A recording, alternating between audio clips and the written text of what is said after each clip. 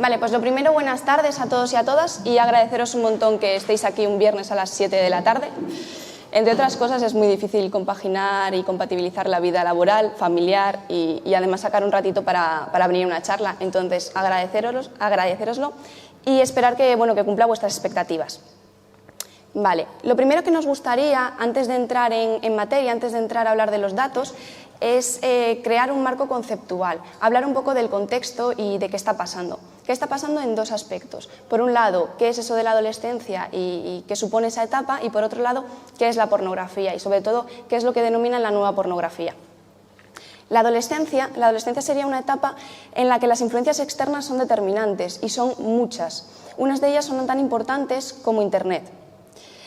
Internet y el entorno digital forma parte de la realidad de los jóvenes, de los adolescentes de hoy en día, y es algo que tenemos que ser conscientes tanto para educar como para trabajar con ellos. Entonces, ¿qué pasa cuando un niño o una niña recibe un móvil por primera vez? Sobre todo en el caso de las niñas. Abre la puerta a un mundo tremendamente sexualizado. La sexualización de los cuerpos de las niñas está en todos los aspectos. Esto es tan determinante porque no viene solo desde un sitio, nos viene desde las películas, nos viene de series, nos viene desde los programas, viene desde todos los ámbitos, por eso es tan determinante. ¿Qué pasa también y por qué lo he puesto por aquí? La pornificación de la cultura. La pornificación de la cultura está ya bastante estudiado y analizado y sí que quisiera rescatar de este término que actualmente nos cuesta mucho diferenciar lo que pertenecía a la esfera pornográfica de lo que pertenece ahora a nuestra cultura y a nuestra sociedad. Entonces, se han traspasado muchos aspectos y muchas dinámicas que solo se veían antiguamente en pornografía y entre ellas, por ejemplo, también el vocabulario.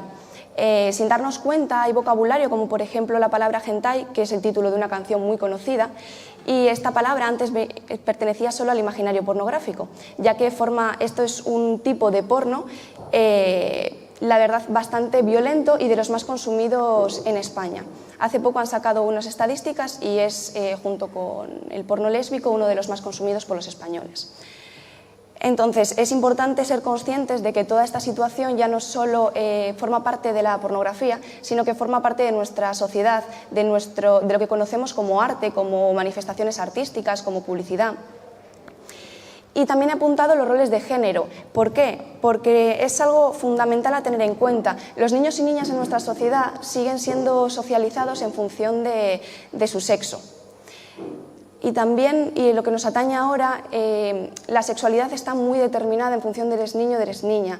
Sabes desde muy pequeño lo que se espera de ti en las relaciones sexuales o en las relaciones de pareja, si eres una niña o si eres un niño. Y esto es algo muy importante a tener en cuenta. Y ahora pues lo que nos atañe en la reunión de hoy, la pornografía. Es importante separar lo que era la pornografía antiguamente de la nueva pornografía, que ya no es tan nueva. Antiguamente, cuando hablábamos de pornografía, era una imagen de una mujer o semidesnuda o desnuda en una pose provocativa, pero simplemente eran imágenes, o si no era algún vídeo que tenías que ir tú a una tienda a comprarle si querías consumirle. Internet no ha inventado la pornografía, pero sí la ha hecho tremendamente accesible. Ahora mismo la nueva pornografía, lo que la diferencia de la antigua es que es accesible, ilimitada, anónima e interactiva. Y esto es lo más importante de todo. Esto es lo que ha hecho que realmente sea una problemática y que se haya metido de esta manera en nuestra sociedad. Dejo ahí, además lo dejo en rojo, que si sexo explícito o violencia sexualizada. Esto genera mucho debate porque venimos de una sociedad en la que tenemos muy normalizado el concepto y la creencia de que la pornografía es sexo explícito, cuando nada tiene que ver con eso. La problemática de la pornografía y lo que nos preocupa no es lo que tiene de sexo, es lo que tiene de violenta. En la pornografía se ven muchísimas escenas y muchísimas dinámicas que son en sí mismas violentas. Por ejemplo, al final de la presentación vais a tener unos libros y unas webs y demás de publicaciones hechas recientemente, y una de ellas es de Mónica Lario, en la que ella explica cómo son las dinámicas dentro de la pornografía. Lo que ha hecho, entre otras muchas cosas, es analizar los vídeos más consumidos y las páginas web más consumidas y ha llegado a ciertas conclusiones, y algunas quería traeroslas para que entendamos el contexto. En la pornografía se erotiza continuamente la violencia hacia las mujeres. Y se erotiza otra cosa muy importante, que es la falta de deseo. La dinámica más habitual es, hay un deseo sexual por parte del hombre, que es el que tiene ese deseo sexual, que quiere satisfacer. Y para ello va a acceder al cuerpo de una mujer para satisfacerlo. La mujer, en las escenas, suele ser habitual que niegue esta relación, que no quiera tener esa relación sexual. ¿Qué pasa a continuación? Se dan un montón de mecanismos, ya sea a través de la violencia o de la coacción, por la que el hombre insiste y finalmente termina teniendo esa relación sexual. Entonces, todo eso que vemos después no podemos llamarlo sexo, no podemos llamarlo relación sexual. Todo lo que viene después de ese no, y si el consentimiento ha sido viciado, todo que viene detrás es violencia sexual. Entonces, otra cosa importante que he puesto ahí, porno ético. Veréis que está entrecomillado. ¿Por qué? Porque cada vez que hablamos de este tema siempre está la idea de ¿y qué pasa con el porno ético? ¿O qué pasa con el porno feminista? Bueno, pues dos cosas importantes sobre esto. La primera, solo y únicamente representa el 0,001% del porno que existe. Es decir, las probabilidades de acceder a este tipo de porno son mucho más complicadas y no es el porno al que acceden nuestros adolescentes, ni el más consumido ni de lejos. Y por otra cosa, lo pongo entre comillas porque cuando hablamos de otros términos se entiende mejor. Y si yo os dijera que vamos a hablar qué pasa con el racismo mal, pero qué pasa con el racismo ético, diríais, ¿qué me estás contando? No tiene ningún sentido. Pues que el porno sea ético tampoco tiene ningún sentido, es una contradicción en sí misma. Si queremos hacer historias que tengan relación sexual dentro de ellas, tendríamos que empezar a denominarlo de otra manera y cambiar toda su estructura. No podría seguir siendo pornografía, porque en sí mismo sería imposible. Entonces, con toda esta información que os estoy dando para que os hagáis un poquito una idea de cómo estamos actualmente y de cuál es la pornografía que se consume ahora, os traigo unos datos que me parecen muy importantes y supervisuales. España actualmente es el 11 país del mundo en consumo de pornografía, es decir, que no lo hacemos nada mal. ¿Vale? El primer acceso, las últimas investigaciones lo han datado a los 8 años. ¿Por qué ocurre esto? Porque se accede al porno normalmente las primeras veces ya ni siquiera por aprendizaje, porque tú quieras ir a ello, sino porque aparece. Porque te aparecen en anuncio, porque te envían enlaces, por infinidad de cosas. Incluso en aplicaciones que usamos todos y todas y que usan los niños, aparecen invitaciones a estas páginas. Esta misma investigación, que también aparece en los datos y los investigadores al final, data también otra fecha muy importante, y es que uno de cada cuatro varones a los 13 años ya consume pornografía o lo ha hecho por lo menos una vez en su vida. Hay otra investigación que también lo data en los 11 años. Os traigo estas dos porque son las más importantes y porque en cualquiera de ellas se ve que tanto los 8 como los 11 como los 13 años es una edad muy joven y muy temprana para ver todo este tipo de prácticas, sobre todo después de las dinámicas que se dan en ellas, que acabamos de comentar. Entonces, ahora os dejo con mis compañeras para que os hablen de la relación que hay entre la pornografía y la prostitución, ya que es otro tema bastante interesante para conceptualizarlo. Hola, buenas tardes. Me voy a poner de pie, yo fui la que dije que sentada, pero es que si no nos veo y no me gusta nada. Bueno, nuestra red empezó a trabajar por los derechos humanos y dentro de estos derechos humanos incluíamos lógicamente a las personas que eran víctimas de trata para la explotación sexual. Íbamos por los centros al principio intentando crear una empatía hacia todas estas mujeres que habían sido traídas a la fuerza o engañadas y bueno, en algunos casos pues parece que sí que los adolescentes a través de imágenes sobre todo pues veían que aquello era una atrocidad. Claro, también reflexionábamos con ellos para ver cuál es la causa de que se traiga a todas estas mujeres, porque no es nada más que una cuestión de comercio y que además de un comercio muy rentable, porque en algunos sitios se ponen las armas como el principal comercio clandestino, el que más millones y lógicamente da. En otros estudios ponían la droga y la prostitución, o sea, la trata de personas para la explotación lo ponían en tercer lugar. Ahora hay veces que ya lo ponen en segundo lugar. Y tener en cuenta que, lógicamente, incluso algunos se empezaba a equiparar a las armas. ¿Por qué? Porque la droga, por ejemplo, la consumimos, la traemos, la compramos, ¿no? La consumimos y ya está.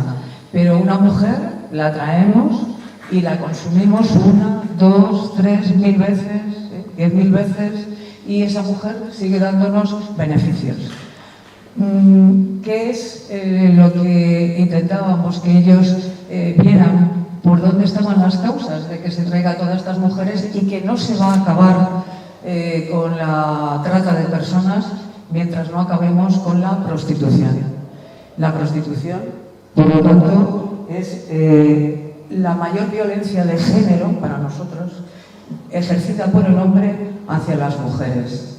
Siempre nos sacan que si hay alguna mujer que puede estar porque quiere, lógicamente no podemos negar ese hecho de que hay mujeres que optan en países ricos, ellas porque quieren, pero que no llega a un mínimo, ¿no?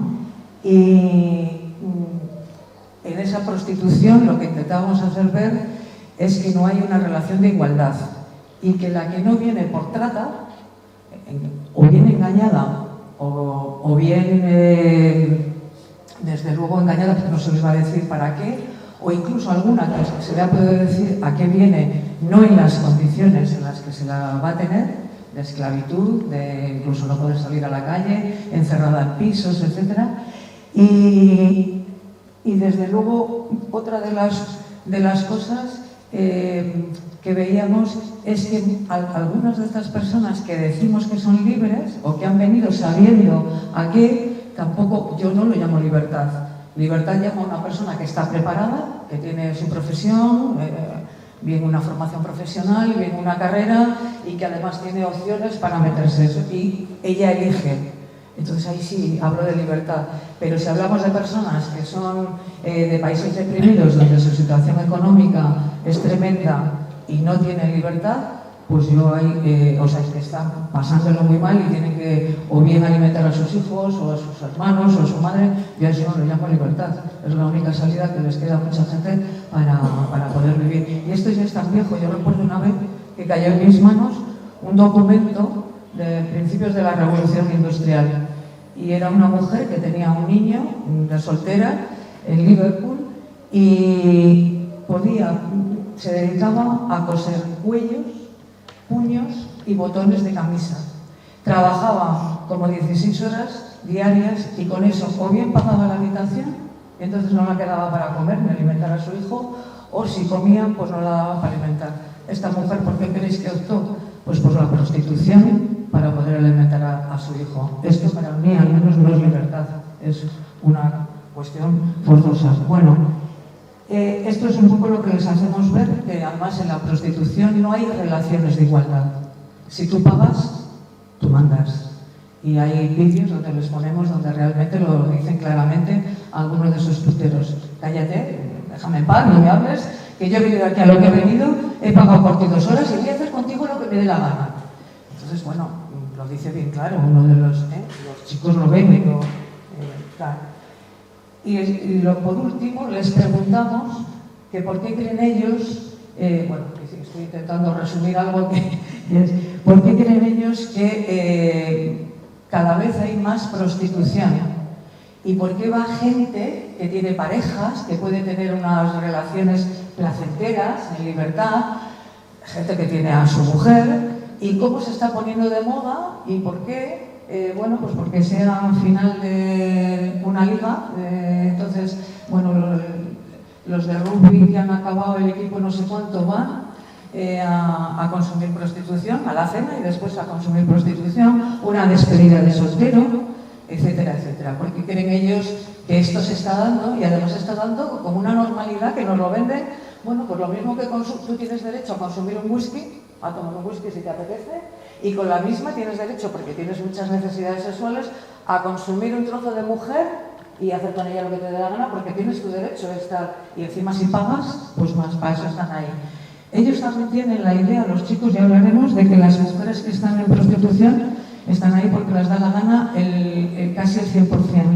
Cuando tú les dices que Interpol y la Policía Española nos dice que casi cercano al 90, 80 y tantos, a mí es que me da igual, son víctimas de trata, pues bueno, cambia la cosa, por supuesto. Y entonces les preguntas, ¿cuál es vuestra educación actualmente? ¿Por dónde estáis enterándoos de qué es lo que ocurre con la sexualidad? Y la mayor parte de ellos te confiesan que es a través de la pornografía. Os digo que si tenemos una media de 23 por cada clase que vamos, pues igual 5 no han entrado. El resto todos han entrado alguna vez en la pornografía, lo confiesan, te hacen así con la cabeza, porque además lo comentan entre ellos y lógicamente pues eso, pues lo mismo que a nosotros, todos nosotros cuando fuimos adolescentes también teníamos curiosidad por saber qué era aquello y que encima entonces nadie nos decía nada, pues ellos tienen la misma curiosidad y luego ya me meteré más porque los padres, por desgracia, todavía no se sienten la mayoría preparados y en las casas todavía se sigue sin hablar. Yo pensé que eso era de mi generación, pero no ya de ella, y no te digo de los más jóvenes todavía que encontramos nosotros, pues no. Bueno, pues entonces, lógicamente, la pornografía tiene mucho que ver, como estáis viendo, con la prostitución y mucho que ver con la trata de personas. No se va a acabar con la trata de personas, no se va a acabar con la esclavitud. Esta es una de las esclavitudes del siglo XXI, que se dice pronto, y no vamos a acabar con ella mientras no acabemos con la prostitución y, lógicamente, la pornografía. Esto sí que es luchar contra un auténtico dragón o un auténtico, molino, de esos que luchaba también Don Quijote, ¿no? Y nos lo dicen, ¿verdad, Charo? ¿Cómo se habéis metido en esto? Si no se va a acabar nunca, si eso ha estado siempre, desde siempre está. Y bueno, pues les decimos, oye, mira, ha habido unas locas que lucharon porque las mujeres votaran y las llamaban locas desde su padre, su novio, su marido, tal. Aquí estamos votando nosotras, y otros locos y locas, también en el voto femenino lucharon locos, y otros locos y locas que lucharon contra la esclavitud, que parecía imposible, porque también era el pilar económico de muchos países, y lo consiguieron. Bueno, pues posiblemente nosotras no lo veamos, a mí me da igual, hombre, preferiría no verlo por ellas, pero yo estoy convencida de que algún día llegará. Bueno, pues sigamos ahora, porque a mí si me dejáis me echáis un duro y... En realidad, se puede decir que Internet es el responsable de que los adolescentes entren y vayan antes a la prostitución, les facilita el salto a la prostitución. Porque la pornografía facilita juegos que ellos ven en el móvil, en el ordenador, una serie de juegos que lo que hace es facilitar la violencia a la hora de estar teniendo las relaciones sexuales. Lo que les hace es que, sobre todo a los chicos, que se identifiquen con el hombre que está saliendo en esa pornografía y que deje al margen a la mujer que tiene, a la que está usando, porque en el fondo la está usando para él, no la está usando para los dos. Entonces eso a los chavales les hace que les facilite el salto a la prostitución, que es accesible, que es barata, porque es barata para que lo vamos a ganar, y saben que con su compañera de al lado no van a poder hacerlo tan fácilmente. Entonces esto les ha dado una posibilidad de saltar fácilmente de una cosa a la otra, de la pornografía a la prostitución. Luego pasa una cosa, hay que analizar muchas cosas de que en los clubs, en los pisos igual para los chavales muy jóvenes es más difícil, en los pisos donde hay prostitución, pero en los clubs, como es muy rentable y está muy bien económicamente, hacen fiestas que anuncian para la gente joven. Un fin de semana hay una fiesta en tal club porque va a haber tal, va a haber cual, no dicen lo que hay detrás de esa fiesta. Y los chavales van y entonces es más fácil que acaben con una de estas mujeres que está allí. A ellos les parece que esas mujeres están ahí porque quieren, aunque no lo están. Se sorprenden un poco cuando les decimos que el ir a consumir a una mujer es estar pagando una violación, es una violación pagada. Solamente que al que le viola en la calle le van a meter en la cárcel, le van a juzgar, y al que va ahí como paga, y como está muy bien visto por la sociedad, que miramos para otro lado, no nos importa que nos diga alguien, me voy después del partido, nos vamos a ir al club tal. En general no le importa, se ha normalizado en nuestra vida. Es como ir a tomar unas copas y ahí a la plaza y nos vamos a otro sitio. Las chicas te lo dicen, las chicas les pasa que lo ven, y las chicas sí que lo ven de otra manera. Las mujeres lo vemos de otra manera. Y luego, pasos que nos están facilitando esto, que parar este paso de la pornografía a la prostitución, como por ejemplo la ley del sí es sí, que tendrá sus críticas, no digo que no, pero una de las cosas que hace es que va a multar a todo el que haga una propaganda de la prostitución, va a multar a todos los proxenetas, los va a impedir que alquilen un piso para que... O sea, hay una serie de cosas que hay que valorar en lo que se tiene, y hay que... Probablemente hay gente que le está interesando más que se hable de otra cosa que no de las cosas que están bien de la ley del sí es sí, por ejemplo. Hay que tener cuidado con esto, porque se buscan las vueltas para que oigamos lo que quieren que oigamos. A mí me parece que eso es importante. Y luego ahora mismo se está yendo mucho a una cosa que llaman, que es la prostitución deslocalizada, que está aumentando mucho, que es a través de internet, que no se sabe ni dónde ni cuándo, es simplemente entras y lo bueno que tiene para la gente joven es la inmediatez, que la gente joven quiere, yo quiero esto y lo quiero ya. Y entonces entras en internet, tocas la tecla, te sale la chica que tal, te dice dónde tienes que ir, cuándo, cuánto te cuesta y ya está. O sea, esto es un problema y nadie sabe ni dónde vive, ni dónde viene, ni a dónde va. Y eso queda como en el aire y no hay quien lo controle eso.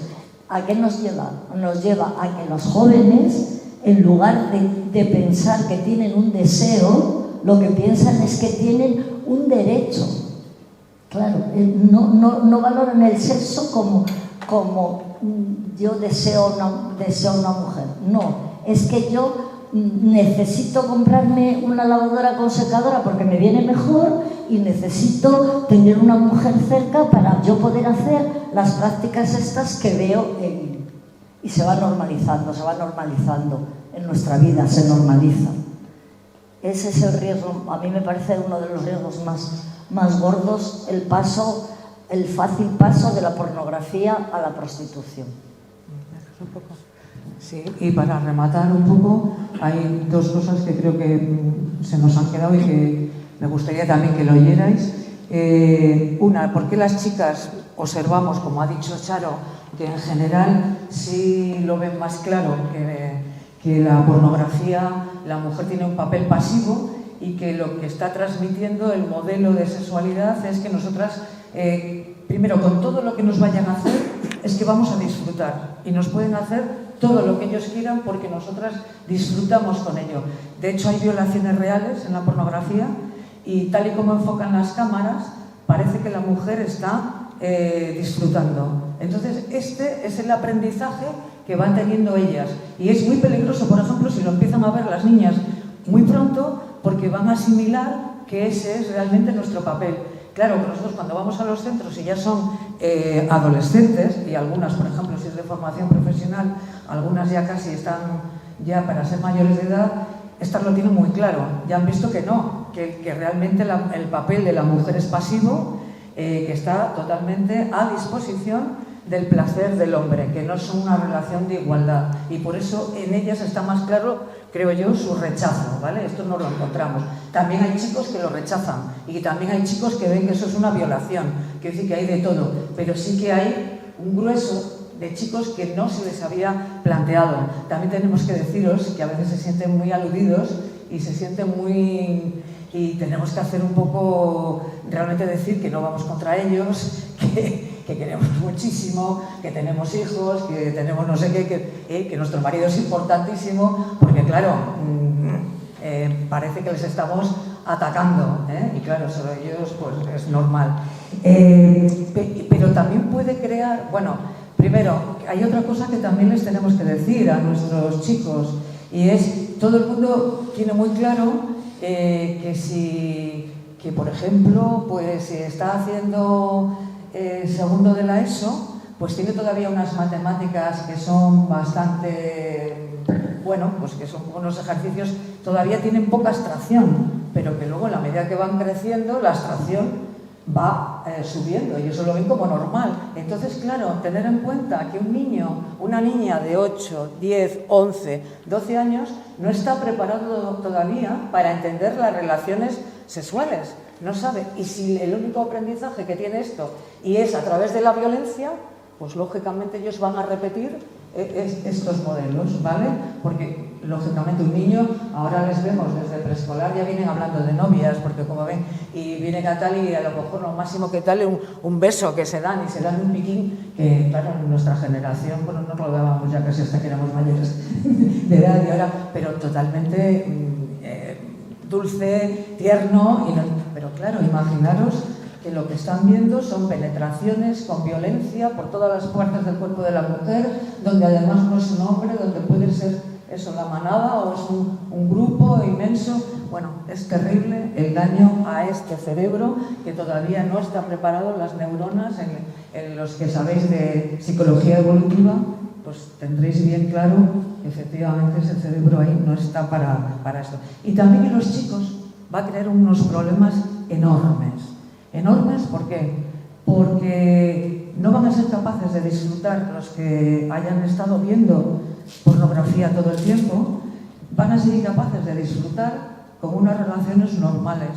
Claro, si han estado viendo todas esas burradas, e incluso ya no burradas, imaginaros posturas del Circo del Sol, y luego tú eres un mortal que tienes algún kilo de más y tienes no sé qué, y no hacer deportes, que no vas a poder ni de lejos. Luego además, bueno, pues el placer es infinito, puede durar lo que quieran. Y claro, no se dan cuenta que, pues como hoy en día, con todos los medios, se pueden hacer barrabasadas, y entre otras que no es el mismo hombre el que está actuando, vamos a llamarle con lo que llaman ellos una actriz, y que están cambiando de personas. Por lo tanto, que el orgasmo no puede durar 1 hora y media.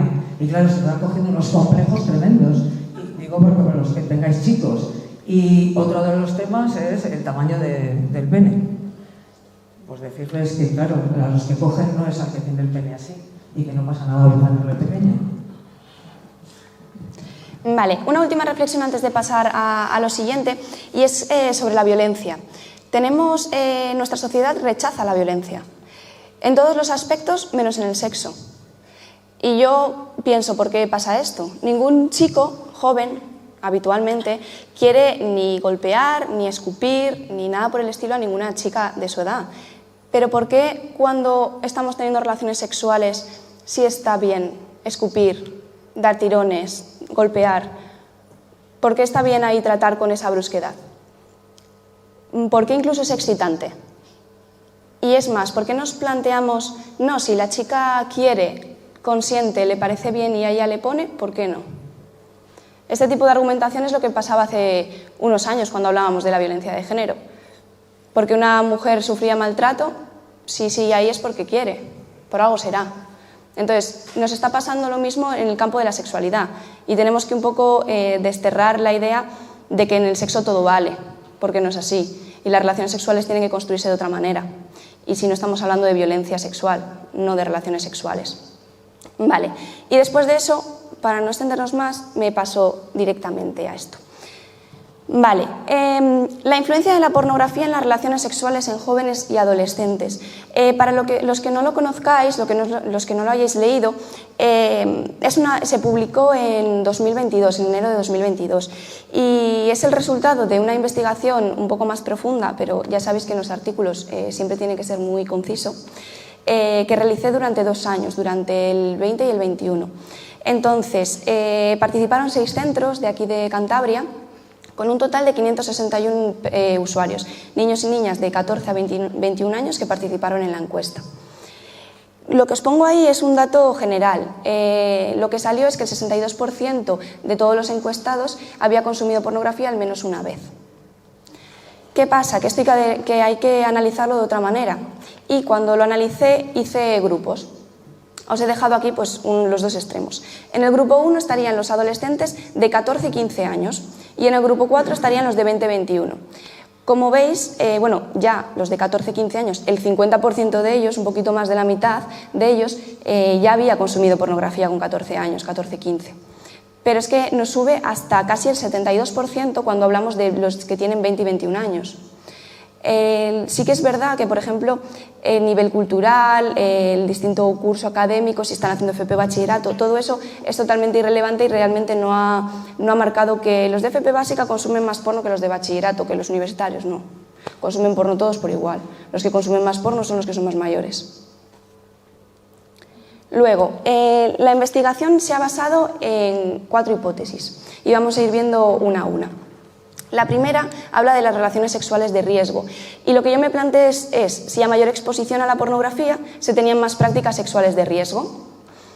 ¿Qué pasó? Estos datos son de la muestra general, ¿vale? Independientemente de si consumen porno o no. Luego ya os comento cuándo consumen. El 32% de la muestra total había tenido ya relaciones sexuales de riesgo. Y como veis un poquito más abajo, el 40,3% había tenido relaciones sexuales sin preservativo. Y diréis, ¿cómo puede ser que sea mayor este dato que el anterior?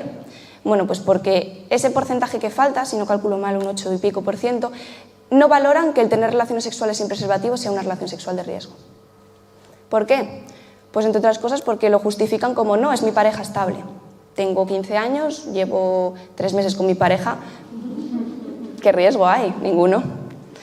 Mi pareja ha tenido ya otras 2 relaciones con otras personas, me queda mucha vida por delante de relaciones sexuales, pero esto no es una relación de riesgo. Vale, otra cosa que les pregunté es sobre si ponían en práctica las relaciones que veían en el porno. Y esto lo he metido dentro de las relaciones de riesgo porque como hemos hablado del tipo de prácticas que se ven, aparte de que constantemente en el porno aparecen prácticas de penetración vaginal o anal sin preservativo, de eyaculaciones en boca sin preservativo, de sexo en grupo sin preservativo. Todo eso entendemos que son conductas de riesgo.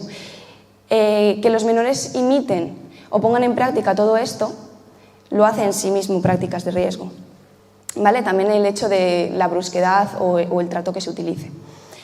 Vale, otra cosa que se valoró, bueno, y realmente es preocupante pensar que de los que ven porno, casi la mitad que no, que es un 45%, pero ya han puesto en práctica cosas que han visto. O sea que sí que realmente, cuando lo hablas con ellos parece que no, eso es una película, pero yo luego no, a la realidad no lo llevamos, cuando esto luego nos están diciendo que sí, que casi el 50% lo hace.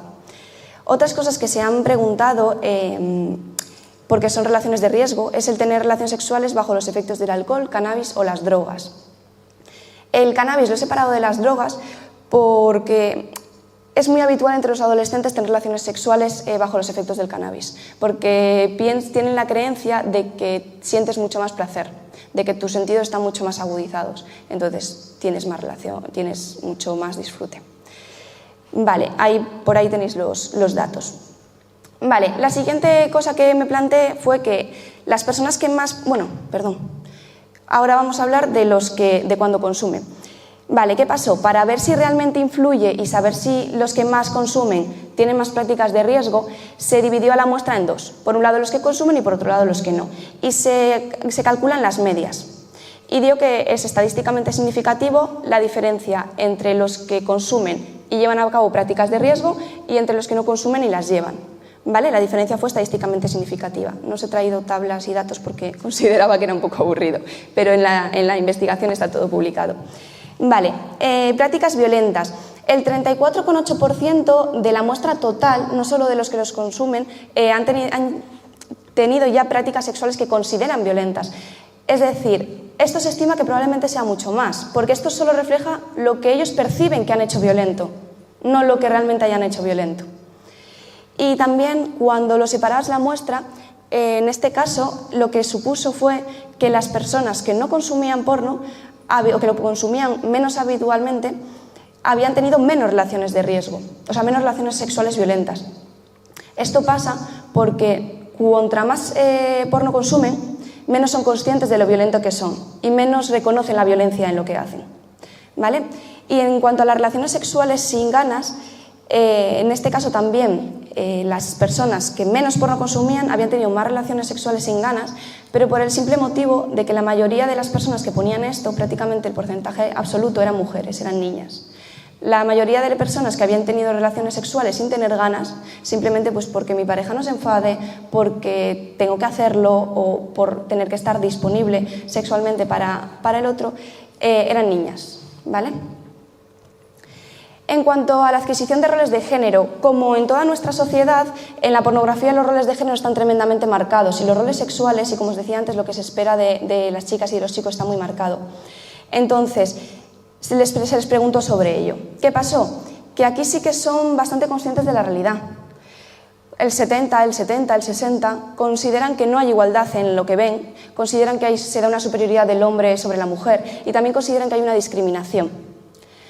Pasa lo mismo, cuando se les analiza de manera diferente, las personas que veían más porno no estaban de acuerdo con esto, no estaban de acuerdo con que se vean situaciones desiguales, ¿vale? Entonces sí que influye en cómo nosotros percibimos el mundo y cómo percibimos lo que pasa y la realidad. Vale, esto es muy importante y es de lo más interesante, aunque es lo que todos nos imaginamos. Que la pornografía influye diferente en hombres que en mujeres es obvio porque los roles que se describen son totalmente diferentes, pero no es solo que influyen diferentes, es que influyen mucho más en los chicos, porque lo consumen mucho más. Hablábamos al principio de que un 62% de la muestra había consumido ya pornografía. Bueno, pues si los dividimos en chicos y en chicas, las chicas representan un 43% y los chicos un 87,50%, ¿vale? El gris serían las chicas y el azul serían los chicos. Las chicas donde más están representadas es en el nunca he consumido porno, ¿vale? Y los chicos donde menos están representados es en el nunca, porque prácticamente supone poco más de un 10% de la muestra de niños que no habían consumido porno todavía. Lo más habitual en los chicos es que su consumo sea ocasional, sea de vez en cuando. Bueno, y hablar de que estamos hablando de una muestra de 14 a 21 y donde más representada está esta muestra es en los de 15 y 16 años, ¿vale? Eso tenerlo en cuenta, porque de 20 a 21 hay muchos menos que de 14 y 15. Entonces, a modo conclusión, ¿cómo y para qué? ¿Cómo consumen los adolescentes pornografía y para qué lo hacen? Pues eso fue bastante claro. Muchas veces se habla y se tiene la creencia de que se está poniendo de moda el consumo de pornografía en pareja, o para estimularnos en pareja, para tener relaciones diferentes, probar cosas nuevas. Y esto ha supuesto un 2,5% de la muestra, es decir, es prácticamente irrisorio el dato. Lo más habitual es que se consuma en solitario. Cuando están solos en sus casas, lo consumen, no para estar con sus parejas, ni como estimulación previa a tener una relación sexual. No necesitan, si tienen una pareja sexual, estimularse con la pornografía antes de tenerla. Y es más, el consumo disminuye mucho cuando están en pareja. Entonces, ¿para qué acceden a la pornografía? Por dos razones fundamentales de las que se les preguntaron. Las que más salieron fueron por aprendizaje y por placer. Las dos cosas son a tener en cuenta. ¿Por qué? Porque si tú sientes placer con unas prácticas y un visionado violento, un visionado que te está haciendo que te excites con una falta de deseo, porque ya no es solo la cuestión de consentimiento, en las relaciones sexuales tiene que darse deseo. Aquí ya empieza a ser problemático, sobre todo porque si ellos acceden a esto para aprender, lo van a poner en práctica tanto para sus primeras masturbaciones, con lo que es un refuerzo positivo el excitarse con esto y el tener la eyaculación en sí misma, y también porque es lo que van a exigir y lo que van a pedir a sus primeras parejas sexuales. Lo que ellos ven, con lo que ellos han aprendido y con lo que ellos se excitan, es lo que van a pedir y a solicitar. Vale, y con eso por mi parte estaría. Lo he intentado resumir bastante. Bueno, ahora sería un poquito que ellas os comenten, aunque ya han comentado antes, su experiencia en las aulas. Si quieren decir alguna cosita más concreta o algo.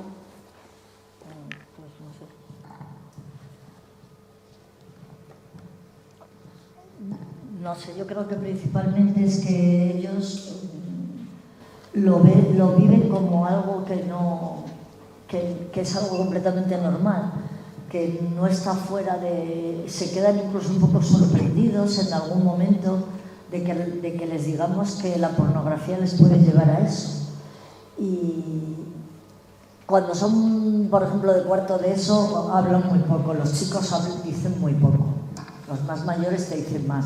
Y como decía Teresa, cuando son mayores, los mayores, los de ciclos formativos, ya casi todos han tenido alguna experiencia en prostitución, entonces se pueden decir. Y te dicen también, por ejemplo, de las famosas páginas en donde te pagan porque si mandas con tu novia un vídeo y tal, pues eso les parece la cosa más normal del mundo, porque yo me gano sin dinero y no le ven nada no lo ven como normal. Yo creo que el mayor riesgo es ese, el que ellos normalizan en su vida estas situaciones y no se plantean la duda de que podrían hacerlo de otra manera. Y las instituciones en general pues tampoco dan ninguna ayuda ni ninguna solución para que estos chavales, ya hace muchos años que quitando algunos centros de forma excepcional, no tienen nada hecho para tener una educación sexual. Nuestros adolescentes, su educación sexual es la pornografía. Y como os podéis imaginar, a esas edades lo que se ve en la pornografía es lo más maravilloso del mundo y lo que yo voy a hacer a continuación, como en tantas otras cosas, como en los anuncios de la tele, como en los anuncios de internet y como todo eso. Yo lo voy a copiar. Si nadie les ayuda un poco, les dice que no solamente las relaciones sexuales es tener un coito, tener una penetración, no, que hay algo más en todo esto y las relaciones de igualdad se viven fuera de las relaciones sexuales, pues es complicado. Habría que pedir que fuera obligatorio en todos los centros desde pequeños tener una educación según la edad, una educación sexual a lo largo de toda la escolarización de nuestros alumnos. Habría que exigirlo, pero claro, los padres son los que tienen que exigirlo. Y es una cosa que no tiene vuelta de hoja, es que tiene que ser así. Si no, luego las familias están abocadas a tener que controlar a sus hijos en casa continuamente, el móvil, el ordenador, lo que sea, porque van a estar entrando en todo eso. No, que no tengáis la idea de que mi hijo no, mi hijo sí. O sea, todos decimos mi hijo no, mi hijo sí, porque está metido en el mundo como el de todos. Vale, un poquito para acabar, me gustaría aclarar pues, un mantra que tenemos constante en el que siempre decimos el sexo es tabú y ese es el problema. El sexo no es tabú, el sexo está en todas partes, o sea, todo está cargado de sexo. Lo que es tabú es la sexualidad en un sentido más amplio, lo que es tabú es hablar de placer y de deseo, y lo que es tabú es una educación sexual que trate desde el autoconocimiento del propio cuerpo, el autoconocimiento y la autoaceptación, el quererse a uno mismo, el respetar al otro. Todo eso sí sigue siendo tabú, pero no el sexo en sí mismo. Y no sé si queréis decir alguna conclusión más o pasamos a los recursos. Genial, vamos a acabar en hora. Vale, entonces, como os comentaba antes, yo he ido hablando de los datos que yo he dado y las cosas de las que he ido hablando, pues todo viene de libros, todo ya está hecho. Entonces, os traigo unas recomendaciones. Por un lado están, a mi derecha, Política sexual de la pornografía, que es un análisis de todo el contenido pornográfico y de toda la industria en sí, de las páginas web más consumidas, y es una investigación muy potente y muy interesante. Después está un clásico, que es Pornografía, el placer del poder, de Rosa Cobovedia, que también es un libro muy interesante. Los dos libros, siendo interesantes, sí que es verdad que son un poco técnicos, sobre todo el de Rosa Cobo, pero depende para un adolescente no son, pero oye, para una persona adulta sí, ¿vale? El otro, el de pornoexplotación, es de Mabel Lozano, y os lo he puesto ahí porque no es un libro que entre tan de lleno a desgranar la industria y hacer esos análisis, pero sí es muy fácil de leer y te pone en situación. ¿Por qué? Porque son pequeñas historias, son distintos personajes en los que cada uno habla de su experiencia. Entonces tienes tanto el posicionamiento de un chico que es actor porno de una chica que está metida dentro de esa industria y de cómo funciona y relación que tiene con la prostitución, porque muchas de las chicas que están ahí son mujeres en situación de prostitución, aunque se llamen actrices porno. Y también, por ejemplo, da el caso de una persona adulta que es adicta al porno y lo que supone, y hablan de todo ello. Luego, los otros libros son más para adolescentes y jóvenes. El primer libro, Tu cuerpo es tuyo, es más para niños, para peques, y es un libro muy interesante porque habla y muestra los cuerpos de manera natural. Entonces es muy interesante porque la sexualidad no es solo cuando llegamos a la edad adulta y tenemos sexo en sí. O sea, la sexualidad se construye desde que somos pequeños y tiene que ver con nuestro propio autoconocimiento y con respetar nuestro cuerpo y el cuerpo de los demás y hasta dónde se puede y no se puede llegar. Después Tu cuerpo mola, que es una saga de libros que tienen tanto para niños como para niñas, que es más un poco para preadolescentes cuando el cuerpo está empezando a cambiar. Y luego el de Nadie nace sabiendo, que os confieso que no lo he leído, pero le recomiendo, porque este chico es farmacéutico y se ha hecho muy famoso en redes sociales y tiene muchos vídeos y son muy buenos, la verdad. Entonces extrapolo que si el contenido es tan bueno, el libro probablemente lo sea. Y viene muy bien para los jóvenes, para los adolescentes.